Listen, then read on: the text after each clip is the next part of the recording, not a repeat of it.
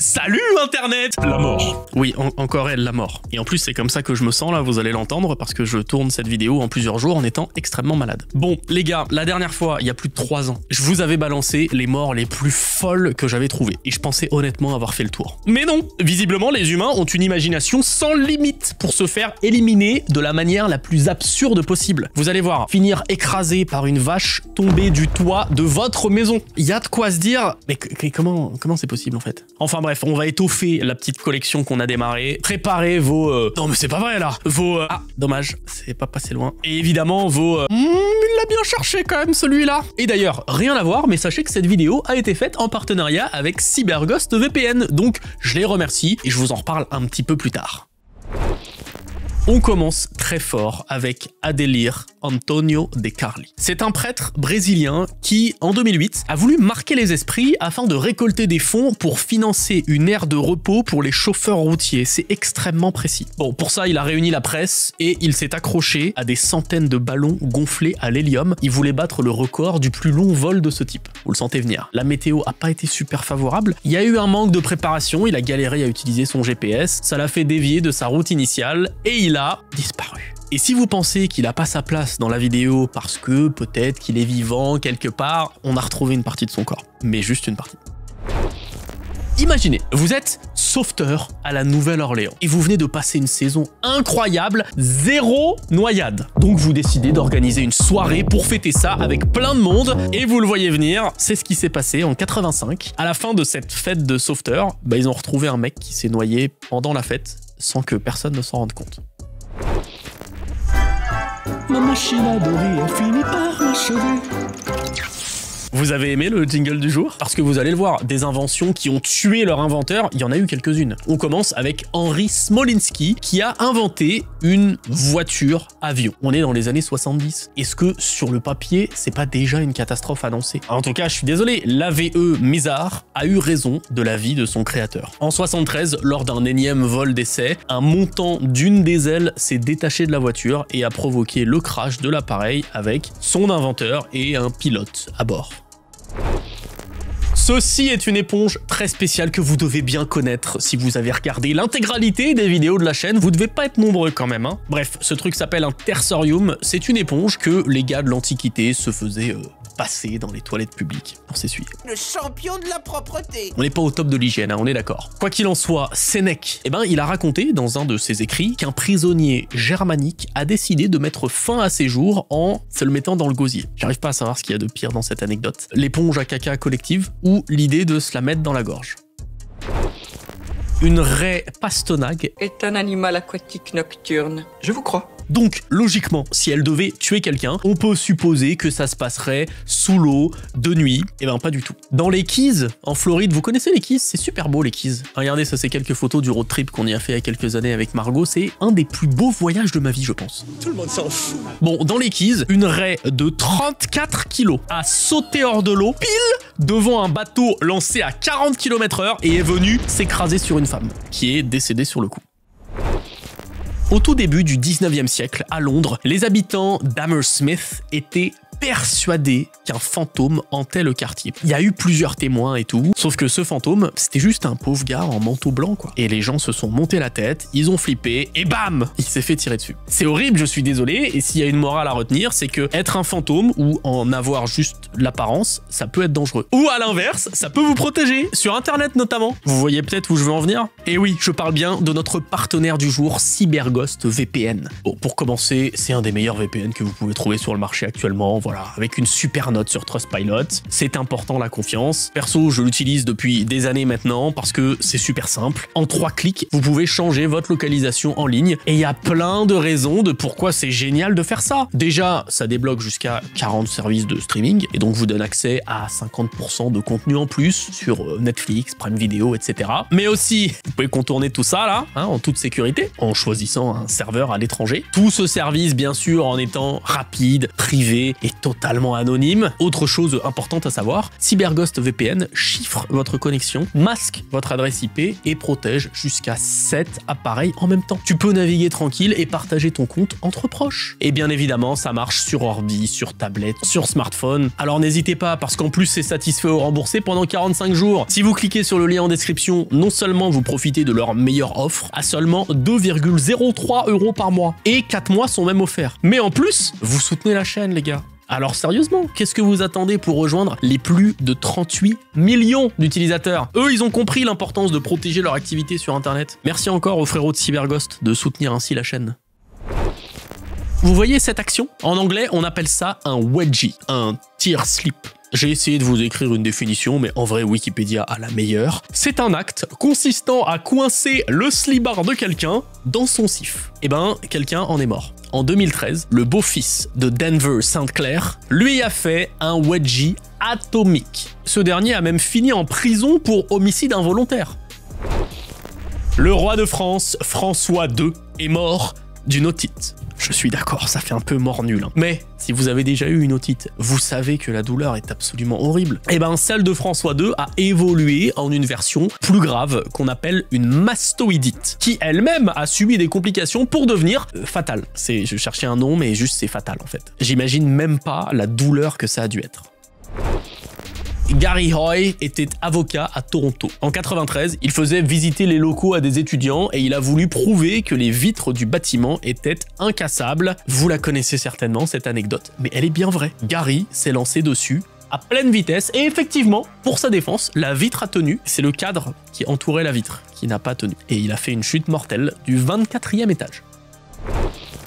Caracalla était un empereur romain qui a été assassiné au moment de la journée où on est tous le plus vulnérables. Spoiler, c'est pas quand on dort. Selon l'historien romain Hérodien, en 217, alors qu'il voyageait en Mésopotamie, notre bon empereur s'est arrêté pour se soulager et c'est à ce moment-là qu'un soldat l'a poignardé dans le dos. Un grand empereur romain tyrannique, conquérant, qui a fini sa vie en squat, le falzar sur les chevilles. C'est une fin de règne assez unique. Vous l'avez certainement vu passer, je pouvais pas ne pas l'inclure ici. Il y a quelques semaines, à Milan, en Italie, un homme s'est jeté dans le vide pour mettre fin à ses jours. C'est tragique, sauf que cette fois-ci, il s'est écrasé sur sa voisine, qui n'a pas survécu. Contrairement à lui d'ailleurs. À voir maintenant s'il va se faire inculper pour homicide involontaire. Voici Isadora Duncan, une immense star de la danse, pionnière de la danse moderne. En 1927, elle roule en voiture à Nice. Sa longue écharpe nouée autour de son cou s'est coincée dans la roue arrière de sa voiture. Elle a été étranglée, éjectée de la voiture. Pas de décapotable pour moi. Au début des années 80, David Grandman s'amusait à tirer sur un énorme cactus saguaro de plus de 7 mètres de haut dans le désert de l'Arizona. La plante a fini par céder, il a réussi à la couper en deux, sauf qu'elle lui est tombée dessus. Mourir écrasé par un cactus vengeur, qui aurait pu deviner? Ma machine à dorer a fini par m'achever. Ça, c'est un Segway, et ça, c'est Jimmy Heselden, l'homme qui, en 2009, possédait la société Segway. Et ça, c'est l'objet responsable de sa mort. Vous l'aviez compris avec le jingle de toute façon. Mais oui, en 2010, il testait l'engin sur son domaine en Angleterre, il a perdu le contrôle et il est tombé d'une falaise. Alors, techniquement, il n'est pas l'inventeur à proprement parler du Segway, mais il reste quand même le patron de l'entreprise à ce moment-là, et dans le genre ironie tragique, on peut difficilement faire mieux. Selon la légende, le dramaturge Échille, vous connaissez Échille? Eh ben il serait mort après avoir reçu une tortue sur la tête. C'est déjà insolite en soi, mais attendez, ce n'est pas fini. C'est un rapace qui l'aurait lancé sur sa tête, en pensant que son crâne chauve était en fait une pierre, pour péter la carapace de la tortue et la manger ensuite. Complètement fou, non? Alors attention, la moralité de cette histoire n'est pas de garder ses cheveux, d'accord? Je sais que beaucoup d'entre vous n'ont pas le choix, on accepte tout le monde ici sur cette chaîne, ok? La morale c'est plutôt, faites attention aux oiseaux armés de tortues, on sait jamais. Alors, là, je vais vous parler d'un concours. Manger le plus de cafards et de vers possible. Ça existe, ça a été organisé en 2012 par une animalerie spécialisée avec en plus comme prix à gagner un python. Mais qui a envie de bouffer des cafards pour avoir un serpent? Eh ben, Edward Archbold, visiblement. Il avait tellement envie qu'il a mangé beaucoup de cafards, il a gagné haut la main. Sauf que peu après, il s'est étouffé et il est mort. L'autopsie a révélé que c'est bien l'ingestion de cafards qui a bloqué ses voies respiratoires. Marvin Hadjos était éleveur de casoars. Pour les gens qui sont pas familiers avec ça, c'est un oiseau géant. L'Afrique a l'autruche, l'Amérique du Sud a le nandou et l'Australie a à la fois le casoar et l'émeu. Mais le casoar, c'est terrifiant. Mate-moi cette griffe. Forcément que quand Marvin a chuté dans un enclos, l'un des casoars lui a rappelé qui c'est le boss, ok? De toute façon, les oiseaux qui semblent ne pas vraiment avoir évolué depuis les dinosaures, c'est pas l'idéal comme animal de compagnie. Moi, je propose, hein. Un phasme, c'est très bien, les gars. Dracon, ce législateur d'Athènes tellement sévère qu'on tire de lui le mot draconien, aurait connu une mort inattendue. Lors d'un hommage, ses admirateurs, ses fans lui ont lancé des vêtements en signe de respect, alors peut-être pas comme ça, mais juste déposés sur lui. Le problème, c'est qu'ils ont eu la main un petit peu lourde, la pile de tissu a fini par l'étouffer. Dracon, grand maître de la rigueur, écrasé par trop d'affection, trop d'amour. C'est beau finalement. Le Texan William Brown est mort à cause de sa cigarette électronique. C'est assez cliché, mais visiblement ça existe. La batterie lui a explosé au visage, ça lui a sectionné une artère dans le cou et il s'est effondré devant le magasin de vapotage. On ne le répétera jamais assez, la cigarette ça tue. Ça nous est tous déjà arrivé au moins une fois d'être témoin, à la plage notamment, d'un parasol pas très bien enfoncé qui s'envole et qui manque de percuter les gens aux alentours. Et bien en 2016, sur une plage de Virginia Beach, c'est arrivé et le parasol a frappé Lottie Belk en plein thorax. Elle en est morte. Karel Souček était un cascadeur canadien qui a réussi à descendre les chutes du Niagara dans un tonneau. C'est exactement ce que vous imaginez. Il était dans un tonneau, il s'est laissé tomber dans les chutes, il a survécu. Voilà. Il y a des gens qui aiment bien faire ça dans la vie. Et puis si ça vous parle, c'est parce que je vous ai parlé de Bobby Leach dans le premier 77 sur les morts incroyables qui faisait la même chose. Mais bon bref, Karel il est pas mort comme ça. Il est mort en 85 quand il s'est lancé un nouveau défi qui a eu lieu à l'Astrodome de Houston. Il aime bien les tonneaux, visiblement. Il a été suspendu, comme vous le voyez là, au-dessus d'une cuve, sauf que son tonneau n'est pas tombé comme c'était prévu. En fait, il devait tomber bien droit dans une cuve d'eau et faire un truc spectaculaire, mais finalement, il a percuté le bord de la cuve. Cascadeur, quoi. Le Japon est l'un des pays qui possède la plus grande main-d'œuvre robotique au monde. Et forcément, ça s'accompagne de dangers. En 1981, Kenji Urada est devenu le premier employé industriel connu du pays à avoir été tué par une machine. Un robot défectueux l'a happé alors qu'il tentait de le réparer. C'est pas le premier dans l'histoire à mourir à cause d'un robot, mais en tout cas c'était le premier au Japon. Nouveau philosophe grec, Héraclite, qui était surnommé le philosophe obscur, tant ses écrits étaient difficiles à comprendre. Mais un autre élément très obscur de sa vie, c'est sa mort. Il y a plein de versions de sa mort, il n'y en a pas une qui est normale. Ma préférée est peut-être celle qui dit que voilà, il était blessé, il a tenté de se soigner lui-même en s'enduisant de fumier. Forcément, ça s'est un petit peu infecté. Il y a plein de versions. Dans d'autres, il est dévoré par des chiens, il est séché au soleil. Voilà. Son décès n'a pas été drôle. Voilà, retenez ça. Ma machine à dormir a fini par m'achever. J'ai plusieurs choses à vous dire sur ce cheval de l'enfer avec ses yeux là, c'est terrifiant ce truc. Alors déjà, on pourrait croire, je sais pas, qu'on est dans des steppes mongoles, dans des pays fans de chevaux et tout. Pas du tout, on est au pied de l'aéroport de Denver. Vraiment, on est aux États-Unis. Ce cheval est connu sous le nom de Blue Mustang. 9 mètres de haut, plus de 4 tonnes, c'est énorme comme sculpture. Eh bien, en 2006, pendant sa confection, un morceau de l'œuvre, ou l'œuvre entière, je suis pas certain, est tombé sur Luis Jiménez, son créateur, et l'a tué. Ils ont quand même fini la sculpture pour lui rendre hommage, et ils ont fini par l'exposer. Ronald Searle, c'est un homme venant du Maine, et il s'est amusé à piéger sa maison façon « Maman, j'ai raté l'avion », version hardcore. Ronald, il avait mis en place un système conçu pour tirer avec une arme si quelqu'un tentait d'entrer par sa porte. Sauf que la personne qui est rentrée chez lui, c'est lui. Il avait oublié qu'il avait mis son piège. Il a eu le temps d'appeler le 911 pour dire qu'il s'était auto-tiré dessus, mais il a finalement succombé à ses blessures. Une mort causée par son propre piège. Il a reçu un Darwin Award d'ailleurs pour ça. C'est un prix humoristique qui récompense les personnes mortes à cause d'un comportement particulièrement stupide de leur part. En 1988, lors d'un vol intérieur à Hawaï, une partie de la carlingue d'un avion s'est arrachée à la suite d'une décompression explosive. C'est terrifiant. Ça devait pas être la meilleure ambiance à l'intérieur, on est bien d'accord. Et pourtant, l'avion a réussi à se poser. Tout le monde a survécu, sauf... Ah oui, sinon ce serait pas dans cette vidéo, il y a un sauf. Clarabelle Lansing, une hôtesse de l'air qui a été emportée dans le ciel. On peut quand même considérer ça comme un miracle, parce que vu l'état de l'avion, c'est la seule personne décédée, c'est un peu un miracle. Voici Ralph Payne Galway, mais c'est pas lui qui nous intéresse, c'est son père, Sir William Payne Galway. Je vous ai juste parlé de Ralph parce que j'ai pas trouvé de photo de son père. Bref, William était un député britannique du 19e siècle qui était passionné de chasse. Mais alors, passionné comme moi je peux l'être de Yu-Gi-Oh! Lors d'une sortie dédiée à sa passion, il est passé par un champ de navets, il a trébuché sur un navet et il s'est gravement blessé avec son arme. Vous vous en doutez, s'il est dans cette vidéo, c'est qu'il n'a pas survécu. Mourir pendant une partie de chasse à cause d'un navet, il y a un peu plus épique comme fin de vie. Tenez, mort à cause d'une inondation de bière. C'est tout de suite bien plus épique. Et c'est réel, ça s'est passé à Londres en 1814. Une cuve de plus de 6 mètres de haut a explosé dans une brasserie et a déversé plus d'1,4 million de litres de bière. Si vous vous rendez pas trop compte à quoi ça ressemble, ça a créé une vague qui s'est déversée dans les rues de la ville et qui a tué 8 personnes. Giacomo Chiapparini est décédé écrasé par des meules de fromage. Il fallait que ça se passe en Italie, hein, ce genre de choses, c'est obligé. L'accident a eu lieu en Lombardie, donc dans le nord du pays, en 2023. Giacomo travaillait dans un entrepôt quand une étagère a cédé et tout le contenu lui est tombé dessus. Ils ont mis 12 heures à le retrouver. En même temps, quand on sait qu'une meule de Grana Padano peut peser jusqu'à 40 kg, on peut comprendre.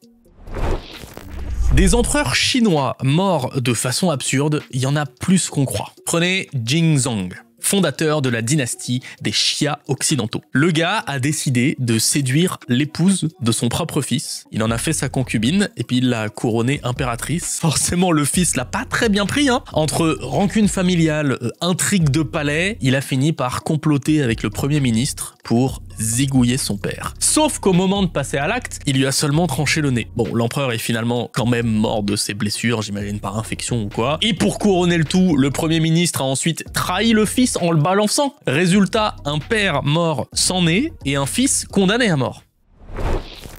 Preuve que les défis idiots sur internet peuvent très mal finir. En début d'année, le Brésilien Davi Nunes Moreira s'est injecté dans la jambe une préparation à base de restes de papillons. J'ai beau chercher, je capte pas le but de ce challenge. Je suis Papillon Man. Quoi qu'il en soit, il a rapidement commencé à se sentir mal, tu m'étonnes, et il a été emmené d'urgence à l'hôpital, mais malheureusement, il est décédé une semaine plus tard.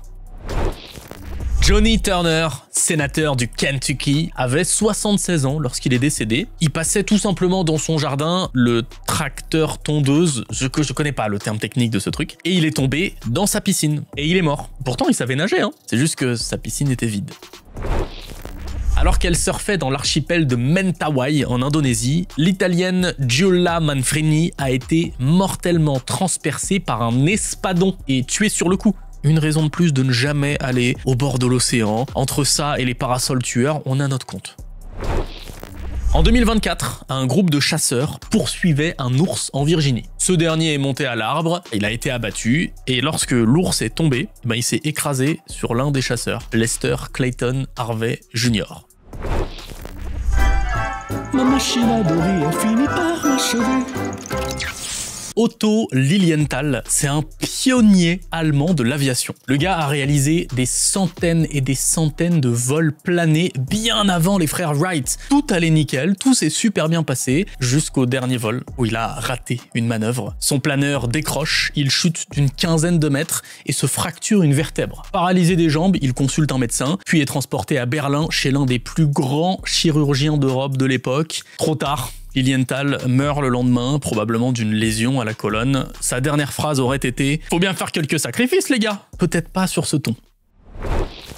Aux Jeux Olympiques antiques, Harry Quillon était champion de pancrace. C'est une sorte de mix entre boxe et lutte, avec des règles assez strictes, mais en même temps très permissives. Tu pouvais, à peu de choses près, tout faire. Sauf mettre un doigt dans l'œil, ou dans la bouche, ou dans le... Et interdiction de lui tirer les oreilles ou les parties génitales. Non, je précise, parce que les gars se battaient à poil. Lors d'un combat, notre bon Harry Quillon se fait dominer, il se fait étrangler, mais il refuse d'abandonner. En se débattant, il parvient à luxer l'orteil de son adversaire qui hurle de douleur et abandonne pile au moment où Harry Quillon expire son dernier souffle. Harry Quillon a gagné techniquement son combat tout en étant déjà mort.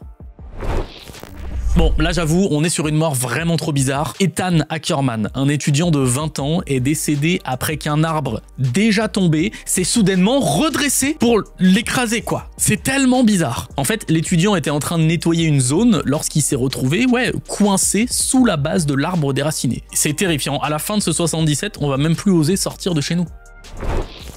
Vous connaissez les Bogdanov? Il y en a eu d'autres dans l'histoire, et pas forcément de la même famille, comme Alexandre Bogdanov, qui était un pionnier de la transfusion sanguine en Russie. Il a mené plusieurs expériences dans le domaine, et a aussi fondé un institut dédié à ça en 1926, un spécialiste donc, qui est mort d'une transfusion sanguine. On peut lire qu'il a tenté un échange avec un étudiant atteint de malaria et d'une forme inactive de tuberculose. Lors d'un discours funèbre, sa mort a été qualifiée de tragique et magnifique.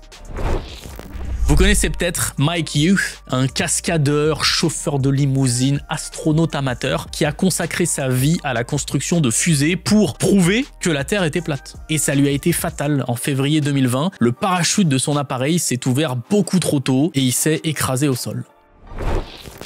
Un homme addict aux carottes en est mort. Je pensais pas prononcer cette phrase un jour, mais c'est le cas. En 1974, Basil Brown s'est mis à boire 4 litres de jus de carotte tous les jours pendant 10 jours, avec en plus complément de vitamine A. Il paraît qu'au moment de son décès, sa peau était jaune vif. Lors de l'autopsie, les médecins ont constaté que Basil avait une cirrhose du foie, une maladie grave qui est généralement associée à une surconsommation d'alcool. Le gars a littéralement fait une overdose de carottes.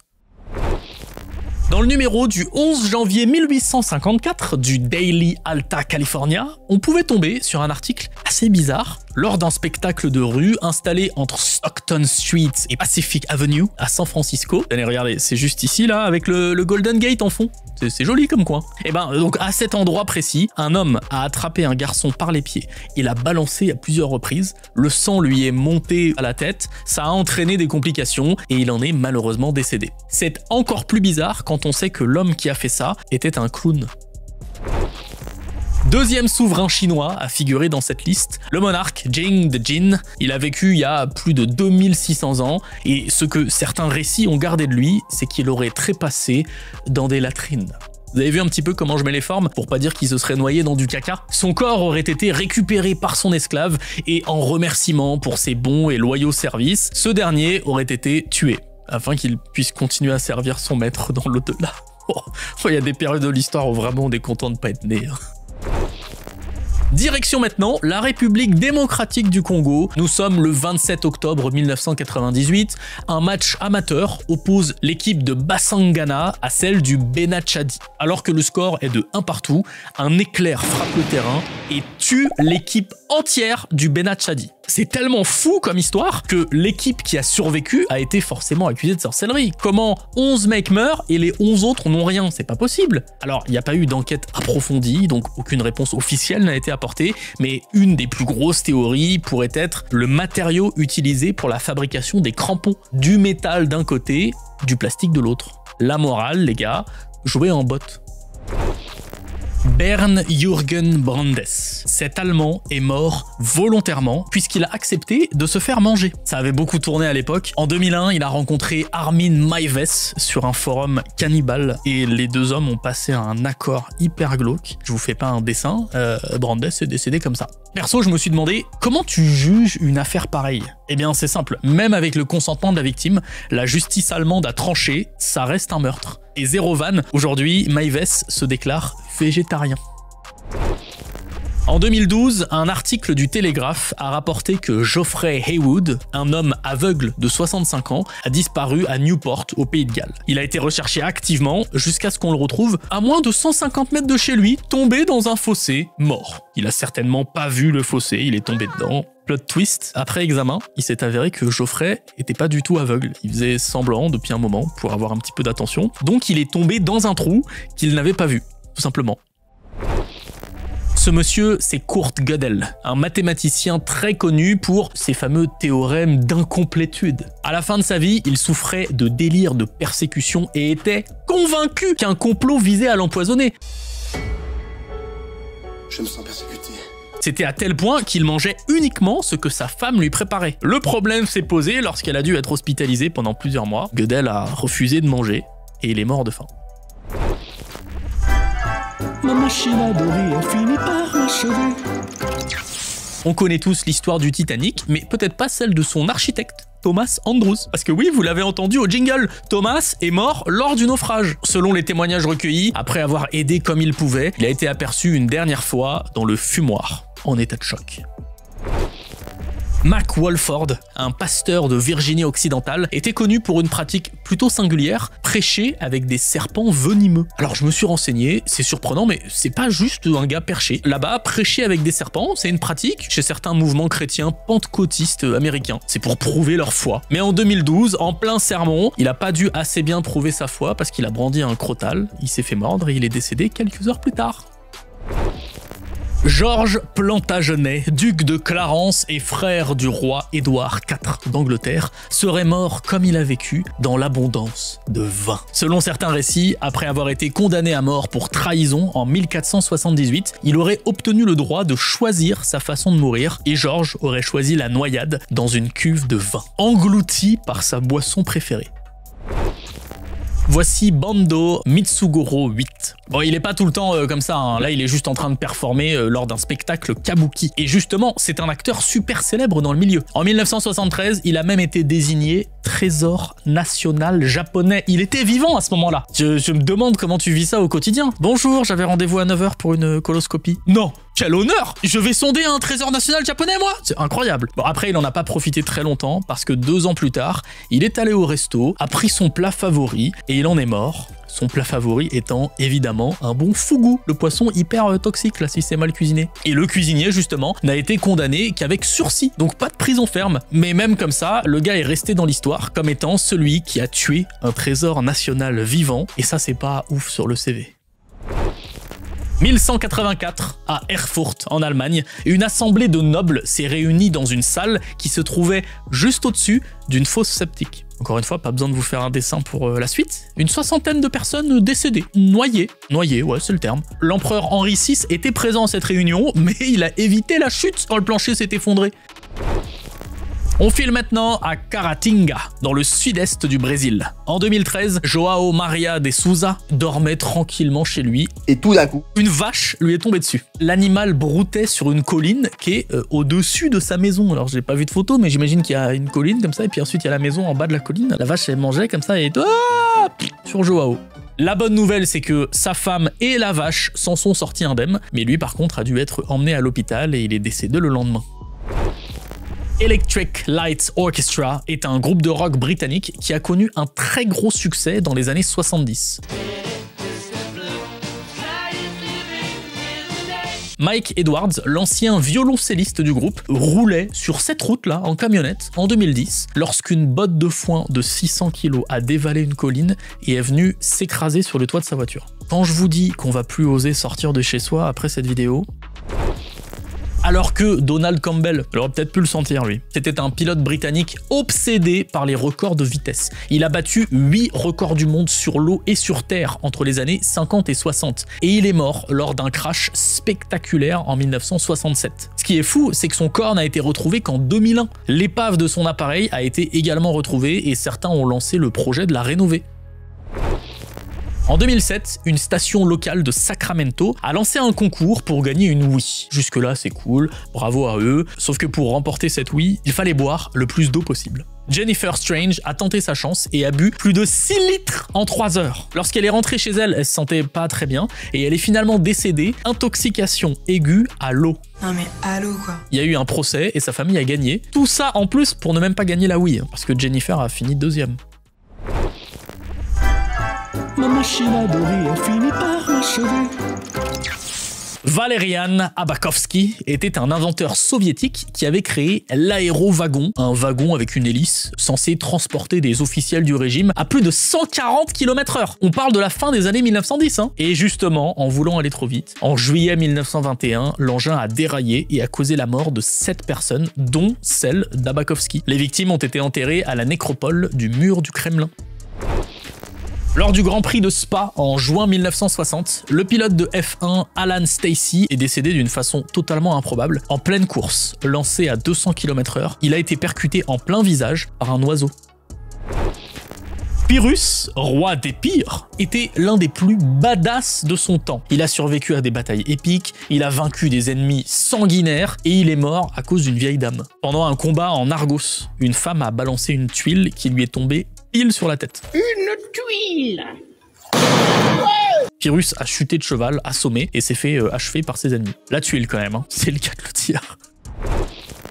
Jim Fixx, c'est un nom qu'on connaît pas forcément, mais cet homme a révolutionné la vie de centaines de millions de gens, puisqu'il a popularisé le jogging aux États-Unis dans les années 70. Avant ça, c'était moins un loisir de courir. On courait parce qu'on n'avait pas le choix, quoi. Sauf qu'en 1984, en pleine course à pied, il a fait une crise cardiaque et il est mort sur le trottoir. L'homme qui avait convaincu les gens de courir est mort en courant. La toute première victime connue d'un accident de voiture s'appelait Mary Ward. En 1869, près de Birr, c'était en Irlande, elle voyageait avec son mari à bord d'un prototype de véhicule à vapeur construit par sa famille, et dans un virage, elle a été éjectée avant d'être écrasée. Le bon roi de France, Charles VIII, est mort d'une façon pas franchement royale. En 1498, alors qu'il se baladait au château d'Amboise, il s'est pris de plein fouet le linteau en pierre d'une porte trop basse. Le roi de France n'a été renversé ni par une guerre, ni par une conspiration, ni par une maladie, mais par une simple porte. En 2009, dans le parc national des Hautes-Terres du Cap-Breton, au Canada, évidemment, Taylor Mitchell, une chanteuse locale, s'est faite attaquer et tuer par une bande de coyotes. Ça paraît peut-être pas fou là, hein, au milieu de toutes ces autres morts un peu insolites, mais être attaqué par des coyotes, c'est extrêmement rare. Ce monsieur, c'est Matthew Vassar, un philanthrope américain qui a fondé le Vassar College. C'est un collège de femmes en 1861. Bon, il travaille quelques années et puis 7 ans plus tard, il décide de quitter le conseil d'administration. Et pour ça, petit discours d'adieu évidemment, sauf qu'il est décédé en plein milieu. Quand on parlait de discours d'adieu, on pensait pas à un au revoir définitif, hein. Imaginez mourir à cause d'un cure-dent. C'est exactement ce qui est arrivé à l'écrivain américain Sherwood Anderson. Un repas, un cure-dent avalé par accident, une infection interne devenue péritonite. Fin de l'histoire. Le cure-dent comme arme mortelle, j'avoue, je l'avais pas vu venir celui-là. Et même salle, même ambiance, avec un autre dramaturge américain, Tennessee Williams. On raconte qu'il est mort étouffé avec le bouchon de son spray nasal. Et c'est vrai. Enfin, c'est vrai en partie. Il avait bien le bouchon coincé, mais il avait aussi une dose mortelle de barbiturique dans le corps. Disons que les deux événements ont collaboré. Décidément, les écrivains américains avaient le chic pour mourir bizarrement. Béla Ier de Hongrie est mort sur une chaise. En 1063, alors qu'il assistait à une assemblée, son trône s'est effondré sous son poids. Il a succombé à ses blessures peu de temps après. Après, c'est vrai qu'on le surnommait Béla le bison. Il y a un monde où juste le mec était beaucoup trop corpulent, quoi, et la chaise était beaucoup trop faible. Ma machine à doré a fini par m'achever. Il voulait juste décoincer une courroie de sa machine d'un petit coup de pied. Mauvaise idée. La jambe de William Bullock s'est retrouvée happée dans sa propre presse rotative. La même presse qu'il avait inventée et qui avait révolutionné l'imprimerie. La blessure est terrible, il y a un os brisé, tout ça s'est infecté, gangrène et décès pendant l'opération d'amputation. Vous connaissez Henri II, comte de Champagne, roi de Jérusalem? Eh bien, il se trouvait dans son palais, à Acre, en 1197, lorsqu'il est tombé à la renverse, à travers une fenêtre. Comble du destin, il n'est pas tombé tout seul, son bouffon, un nain surnommé Écarlate, est tombé avec lui alors qu'il tentait de le rattraper. Résultat, double mort, plus de roi et plus de bouffon. Jerome Irving Waddell était un Américain, comme d'habitude, connu pour ses publications sur le thème de la santé. En 1971, il est l'invité d'une émission télé, et voilà, Jérôme explique un petit peu qu'il n'a jamais été aussi en forme de sa vie, il a une super santé, il mange 12 fruits et légumes par jour, il pisse de la vitamine A en Karcher, il va vivre jusqu'à 100 ans, et boum, crise cardiaque pendant l'interview. Dernier empereur chinois de cette sélection, l'empereur Xiao Wu. Un soir, il s'est moqué de sa concubine en disant, grosso modo, dis-moi, Serette, là, vu que tu commences à être vieille, hein, t'as 30 ans, ça commence à... Tu voudrais pas laisser ta place par hasard à quelqu'un de plus jeune? La concubine, bah forcément, elle a été offensée, on la comprend, mais elle n'a rien dit. Elle a attendu tranquillement qu'il s'endorme et elle l'a étranglé dans son sommeil. Faites attention à ce que vous dites, les gars. Un combat de coq, on est d'accord, ça tourne rarement bien et c'est surtout illégal dans plein de pays. Malgré tout, en 2011, en Californie, José Luis Ochoa est mort après avoir été poignardé à la jambe par un coq pendant un match. L'animal avait une lame fixée sur sa patte, hein. C'est très courant pendant ces combats de coq et le pauvre José a été touché à une artère, hémorragie et voilà. Hein. Après, il a quand même obtenu un record Guinness pour ça, celui du premier homme à être tué pendant un combat de coq. En 2009, Vincent Smith est employé d'une usine de chocolat dans le New Jersey quand il tombe accidentellement dans une énorme cuve contenant du chocolat fondu. Alors, c'est pas le chocolat qui l'a tué, hein, parce que du chocolat fondu, c'est à 50-55 degrés, ça va encore. Non, c'est l'espèce d'outil, là, le truc dedans qui mixe en permanence l'ensemble, qui l'a frappé à la tête. Et voilà, mourir dans du chocolat, ça a existé. Un festin de roi qui a coûté la vie à un roi. Après avoir enchaîné homard, caviar, soupe de chou, choucroute, hareng ou encore semla, c'est des petites brioches suédoises très sympathiques, le roi de Suède, Adolphe Frédéric, a succombé à une terrible indigestion. Il faut doser un peu de temps en temps. Moi, je suis pas là pour juger les morts des uns et des autres, d'accord? En tout cas, pas en général. Mais, quand elles sont stupides, à un moment, en Inde, ce cascadeur a voulu traverser une rivière en tyrolienne, suspendu par les cheveux. À un moment, il faut assumer quand ça se passe mal, d'accord? Tu n'as pas besoin de faire ça dans ta vie. Forcément, là, au milieu du parcours, ses cheveux se sont coincés dans la poulie, il s'est débattu pendant plusieurs minutes et il est mort d'une crise cardiaque. C'est terrible, je l'entends, mais c'était évitable, non? Alors que Anderson, lui, c'est plus difficilement évitable. Anderson, c'est un poète et écrivain suédois qui pensait juste passer une nuit tranquille à l'hôtel Hellman à Stockholm, se reposer, tout ça. Sauf que la veille, on est en 1920, hein, c'est important de le préciser, le personnel avait utilisé du cyanure d'hydrogène, c'est un gaz extrêmement toxique, pour désinfecter la pièce et éradiquer les nuisibles. Ça a très bien marché, sauf qu'ils n'ont pas aéré. Donc Anderson, il est venu, il a respiré des vapeurs toxiques pendant qu'il dormait sans le savoir et basta. Finito. D'ailleurs, de nos jours, à l'ancien emplacement de l'hôtel, on peut voir une plaque qui lui rend hommage. Ok, pour celui-là, je vous recrée la scène. Imaginez John Kendrick, un capitaine américain du 18e siècle. Il est dans son bateau, le Lady Washington. Ils sont à Hawaï lorsqu'il croise un autre navire américain, le Jackal. Et pour saluer Kendrick, l'équipage du Jackal tire une petite salve de canon. C'est classique, ça tire à blanc. Sauf que cette fois-ci, un canon est resté chargé à balles réelles, à boulets réels. Je sais pas la technicité de ce moment-là, d'accord? Quoi qu'il en soit, le boulet part et touche Hendrik, qui est tué. Quelle est la probabilité de ça, en fait? Le boulet aurait pu passer n'importe où ailleurs, il a décidé de passer sur le capitaine. Dans sa gueule. Et on finit cette vidéo avec une mort qui est pour moi la plus absurde de toutes celles qu'on vient de voir. En 2019, Ian Cognito, c'est un humoriste britannique. Il est sur scène au Lone Wolf Comedy Club en Angleterre. Il fait ses blagues habituelles et puis il lance au public imaginez là si je mourais devant vous là maintenant tout de suite. Ouf! Il s'est effondré. Ian a vraiment fait un infarctus devant un public qui pensait que c'était une blague. Personne n'aurait pu l'écrire celle-là. Et voilà, nous sommes arrivés au bout de ce 77 complètement absurde. Si jamais vous voulez compléter cette sélection, comme d'habitude, n'hésitez pas à partager vos anecdotes en commentaire. Je remercie une dernière fois CyberGhost VPN, les frérots. N'oubliez pas de passer directement par le lien en description pour bénéficier de 4 mois offerts, 83% de réduction quand même. N'oubliez pas, ça protège votre vie privée, vous débloquez des contenus exclusifs, vous faites des économies, tout est bien dans le meilleur des mondes. On se retrouve très vite, nous, pour une nouvelle vidéo. Bon dimanche, salut Internet.